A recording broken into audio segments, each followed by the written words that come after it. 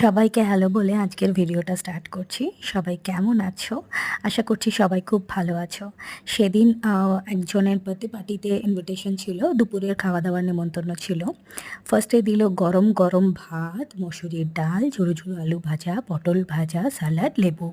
এই দিয়ে স্টার্ট করলাম। মোটামুটি ভাজাভুজি দিয়ে, ডাল দিয়ে ভাত খেতে বেশ ভালোই লাগে। তারপরে ছিল চাপা লোটে শাকের চচ্চড়ি। আমার মাছের মানে মাছের তেল দিয়ে আমার ভীষণ ভালো লাগে মাছের তেল দিয়ে চাপা লোটে শাকের চচ্চড়ি খেতে। বেশ টেস্টি ছিল। তারপরে একটুখানি অল্প ভাত নিতে হয়েছিল।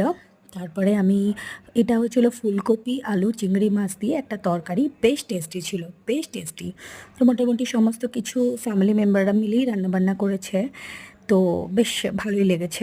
আমি যেহেতু মাটন খুব একটা পছন্দ করি না, তাই আমি বলেছিলাম অল্প একটু মাটন দিতে। তো মাটনের গ্রেভি আর মাটন দিয়ে একটুখানি টেস্ট করলাম। জাস্ট অল্পই নিয়েছিলাম টেস্টের জন্য। বেশ ভালোই ছিল, মাটনটা বেশ সফট ছিল আর বেশ ভালোই ছিল, গ্রেভিটা টেস্টি ছিল। অ্যান্ড দেন এলো চিকেন। চিকেন তো আমার ফেভারিট। মাছ ছিল, বাট মাছটা আমি ট্রাই করিনি সেদিন। তো মাংস দিয়ে মানে চিকেন দিয়ে গ্রেভি দিয়ে মেখে একটুখানি ভাতটা খেয়ে নিলাম। অ্যান্ড দেন বেশ খাবার দাবার বেশ টেস্টি ছিল, অল ওভার বেশ পেটটা ভরেই গেছিলো, তাই আর পুরোটা ভাত খেয়ে উঠতে পারিনি। তারপরে ছিল আনারসের চাটনি অ্যান্ড দেন পাঁপড় ভাজা। বেশ ভালোই লাগে খাবারের পরে একটুখানি চাটনি দিয়ে পাঁপড়, বেশ মুখটা একটু ছেড়ে যায়। অ্যান্ড দেন ছিল মিষ্টি চমচম আর মিষ্টি দই। আমি বলেছিলাম আমার পেট পুরো ভরে গেছে, তো অল্প একটু মিষ্টি দই দাও।